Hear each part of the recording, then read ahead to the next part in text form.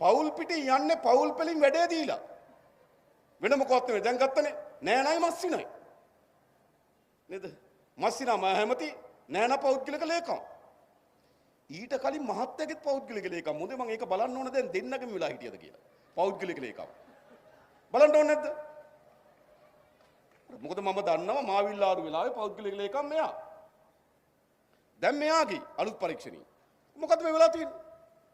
ඉතින් පෞල් පිටින් මහජනගේ දේපල හොරකම් කරා නම් පෞල් පිටින් විඳවන්න ඕන. තව එක්කෙනෙක් කියනවා අපේ වයසට ගිහපු ඇවිදින්න බැරි ආච්චිත් ගෙනියනවා. මම කියන්නේ ආච්චිට එහෙම උනේ නේද? ආච්චිට එහෙම උනේ වංචනික මුණුබුරන් හින්දා. පව් මටත් හිතෙනවා පව්. හැබැයි මොකද වෙලා තියෙන්නේ? ඒ වයසක කෙනෙකුටවත් බේරෙන්න දෙන්නේ නැහැ.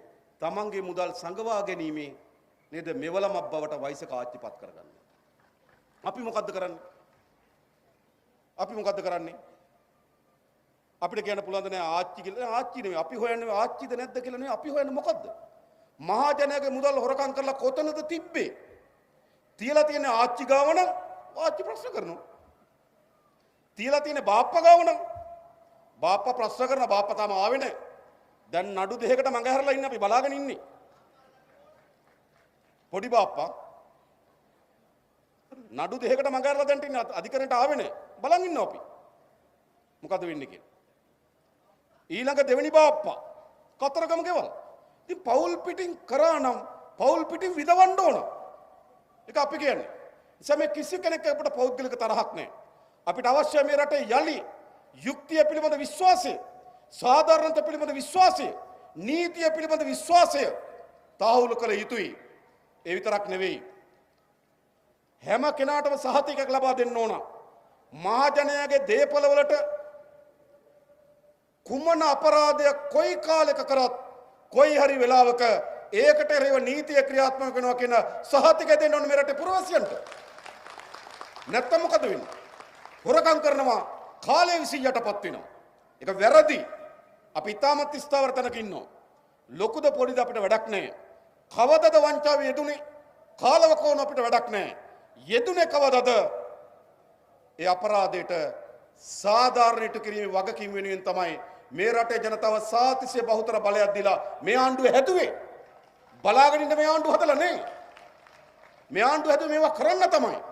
මම දන්නවා ජනතාවට තියෙනවා නම් තියෙන මේවා කරන එක ගැන ප්‍රශ්නයක් නෙවෙයි. මේවා ටිකක් ප්‍රමාදයි නේද කියලා. එහෙමනේ තියෙන්නේ. එහෙමනේ තියෙන්නේ. කරන එකට ගැටලුවක් තියෙනවද? ප්‍රශ්නයක් තියෙන ප්‍රමාදයි. නෑ. ප්‍රමාද නෑ මේවා හරියට කරන්න ඕන. ආණ්ඩුවට පැවරෙන්නේ පොඩි වැඩ කොටසයි. අපරාධ පරීක්ෂණ දෙපාර්තමේන්තුව පරීක්ෂණ පවත්වනවා. නීතිපති දෙපාර්තමේන්තුව උපදෙස් ගන්නවා. අල්ලස් කොමිසම පරීක්ෂණ පවත්වනවා. අල්ලස් කොමිසමේ නීතිචෝරුන්ගේ සහාය ගන්නවා. අරගෙන ඉවරලා මහා අධිකරණයේ අධිචෝදනා සහිත නඩුව දානවා. ඊට පස්සේ නඩු විභාග කරලා තමයි දඬුවම ලබා දෙන්නේ. දඬුවම් ලබා දීමේ බලයක් හෝ දඬුවම් ලබා දීමේ හැකියාවක් හෝ ආණ්ඩුවකට නැහැ. ආණ්ඩුවකට තියෙන්නේ මොකද්ද? අපේ රටේ දඬුවම් ලබා දීමේ බලය තියෙන අධිකරණයට. අපි කරන්න ඕන මොකද්ද?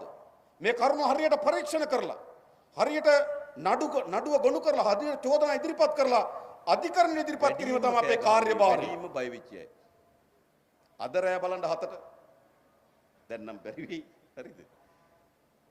ටීවී 7 ප්‍රවෘත්ති වල වැඩියෙන්ම කය ගන්න වැඩියෙන්ම බය වෙච්ච අය. මා නැවත කියන මේ කිසි කෙනෙක්ගෙන් අපි පරිගණන් කරන්නේ නැහැ. අපිට මේ පරිගණන් කිරීමේ අවශ්‍යතාවයක් නැහැ. අපිට කිසි කෙනෙක් එක පෞද්ගලික තරහක් නැහැ.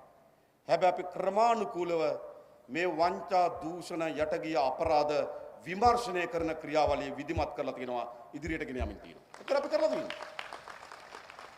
මම ඔබට උදාහරණයක් කියන්න. 2015 ඔක්තෝබර් මාසයේ තෙල් සංස්ථාවේ සල්ලි වලින් ගම් වතුර ආධාර බෙදනවා කියලා සල්ලි අරගෙන ගිහිල්ලා තියෙනවා ගිරිඋල්ලේ മന്ത്രി කෙනෙක්. කුරුණෑගල බෙදන්න. ගම් වතුර ආධාර බෙදන්න. එකක් තමයි තෙල් සංස්ථාවට ගම් වතුර ආධාර බෙදන්න නීතිමය බලයක් නැහැ. නෑනේ. තෙල් බෙදුවා නම් ටිකක් සාධාරණයි. දෙක පරීක්ෂා කරන බලනකොට ඒ කාලේ ගිරිඋල්ලේ ගම් වතුරක් තිබිලත් නැහැ. 3 පරීක්ෂා කරලා බලනකොට ඒ කාලේ ඡන්දයක් තිබිලා. එහෙනම් මොකද කරලා තියෙන්නේ මේ? මහජනයාගේ මුදල් අවභාවිතාවේ යෙදලා තියෙනවා. පරීක්ෂණය ඕක. මේකට මොකද්ද කරන්න කියලා නීතිපති දෙපාර්තමේන්තුවට ලියුමක් අරිනවා. කවද්ද? 2015 ඔක්තෝබර් වල. 2015 ඔක්තෝබර් වල ලියුමක් යවනවා. මෙන්න මෙහෙම වැඩක් වෙලා තියෙනවා මොකද කරන්න කියලා. උත්තර එන්නේ 2025 ජනවාරි 8. උත්තර ආපුවම කියනවා එතුමයි පෞද්ගලික ලේකම් දෙන්නම අත්අඩංගුවට ගන්න කියලා. අත්අඩංගුවට අධිකරණයට ඉදිරිපත් කරා. ඊට පස්සේ අත්අඩංගුවට ගන්නකොට අරන් තියෙන්නේ එතුමයි බිරිඳයි දෙන්නම. ඒතර රටේ මතයක් හදන්න පටන් ගත්තා මේ පෞල් පිටින් ගන්න එක වැරදිනේ කියලා. මමත් බැලුවා ඇයි මේ නෝනායි මහත්තයයි දෙන්නම ගත්තේ කියලා. මම ඇහුවා අපේ අපරාධ පරීක්ෂණ දෙපාර්තමේන්තුව මොකද්ද උනේ කියලා. නෑ කිසි වැරද්දක් කරේ නෑ කිව්වා. ගත්තේ ඇමතිතුමයි ඇමතිතුමාගේ පෞද්ගලික ලේඛනුයි කිව්වා. ඒ අලුත් කෙනා මම මේ පරණ කෙනාකට කියන්නේ. හරිද? හරිද? ඒක බලනවා මොකද්ද බිරිඳ?